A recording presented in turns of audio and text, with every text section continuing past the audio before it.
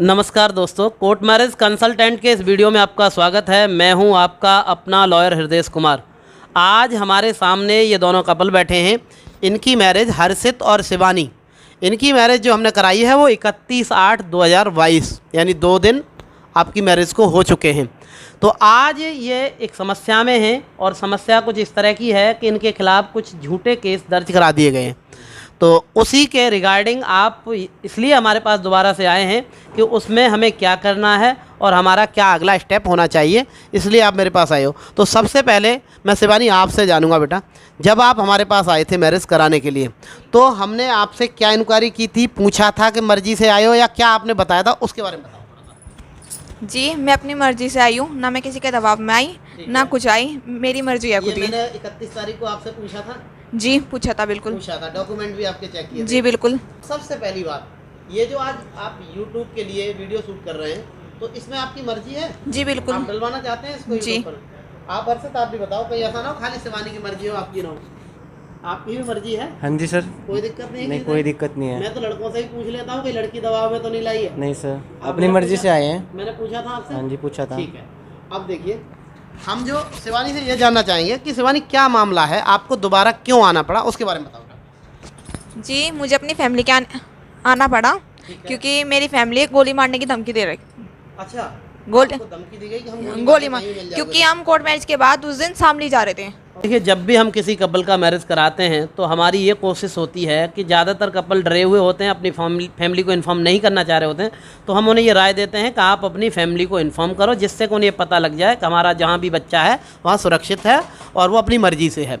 तो यही रीज़न था, मैंने इनको बोला कि आप सर्टिफिकेट भेजो, उनको इन्फॉर्मेशन दो। तो जब इन्होंने इस एक्ट को किया, अपना ये काम पूरा कर रहे थे, उसी बीच इनको वहाँ से धमकियाँ देने जाने लगी।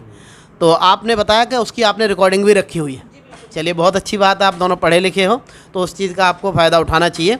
और दूसरी बात, केस क्या बताए जा रहे हैं आपके खिलाफ़, क्या इनके हर्षित के खिलाफ़ क्या केस दर्ज कराए हैं? सर एक तो किडनैपिंग का, ठीक है, और एक रेप का, ये तो बताया गया है। ये आपको बताया गया है कि इस तरह का केस आपके खिलाफ़ दर्ज हुआ है।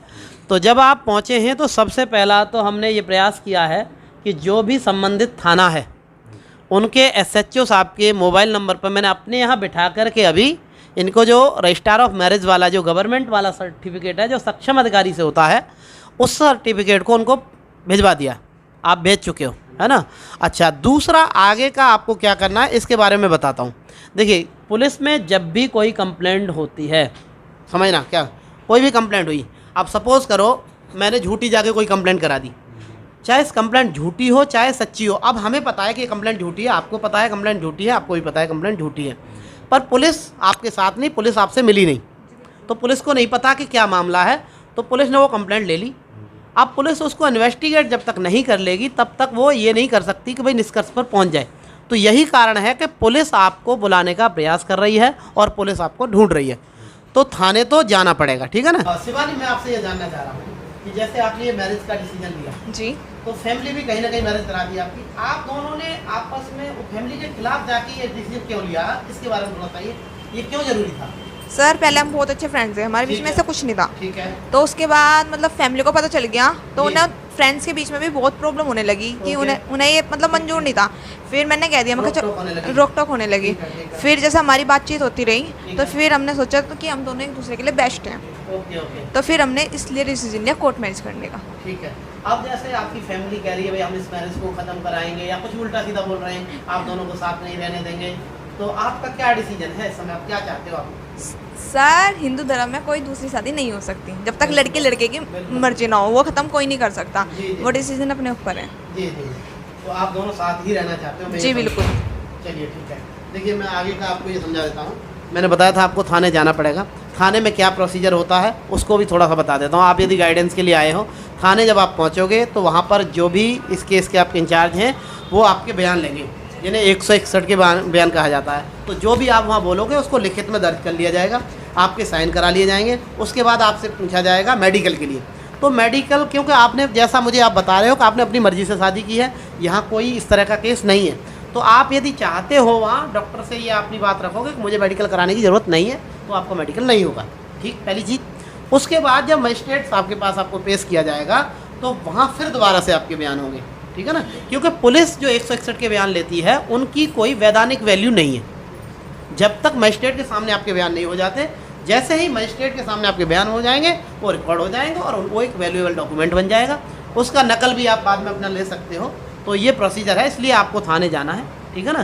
थाने जा कर के आप अपने बयान कराओ और जो भी आपको धमकियाँ मिली हैं उसके संबंध में भी पुलिस को ये चीज़ आपको वहाँ दर्ज करानी है, ठीक है ना। ये भी आपको इन्फॉर्मेशन देनी है जिससे कि कल को कोई बात होती है तो ये वहाँ पर पता होना चाहिए, वहाँ इंटीमेशन होना चाहिए इस चीज़ का, ठीक है ना। और आपके द्वारा जैसा आपने बताया है उसी तरह से शिवानी ने एक इंटीमेशन लेटर भी पुलिस को भेज दिया है, ठीक है ना। तो वो भी पुलिस को रिसीव हो जाएगा, लिखित में आपने भेजा है और वो डाक की आपके पास रसीद उसकी पहुंची गई है, ठीक है ना। तो ये गवर्नमेंट चाहती है कि ये जातिवाद खत्म हो, पर जाति समाज की जड़ों को जकड़े हुए है और कहीं ना कहीं लोगों में अभी भी बहुत ज़्यादा जातिवाद है। परमात्मा के यहाँ से कोई जातिवाद बन के नहीं आया। भाई मैं भी मनुष्य हूँ, तुम भी मनुष्य हो, तुम भी मनुष्य। जब तक हम अपनी जातियाँ नहीं बताएंगे किसी को नहीं पता लगेगा। और इस वीडियो में हमने तीनों ने किसी ने अपनी जाति बताई भी नहीं है, ठीक है ना। तो जाति तीनों की अलग अलग है, यहाँ जो भी बैठे हैं तीनों की जाति अलग है। तो ये मेरा कहने का मतलब है। पर आप यदि एक आपका शादी के साथ साथ एक दूसरा काम भी कर रहे हैं, आप समाज में एक मैसेज दे रहे हैं जातिवाद के खिलाफ, ये मैसेज जाएगा कि आपने अलग अलग जाति के होते हुए ये मैरिज की है और एक दूसरे के साथ जीना मरना आप स्वीकार कर रहे हो। तो मैं भी आपको बधाई देता हूँ कि परमात्मा आपका साथ देगा और साथ साथ ये कहता हूँ मेरी जहाँ भी आपको ज़रूरत पड़ेगी वहाँ हम आपको गाइड करते रहेंगे। धन्यवाद।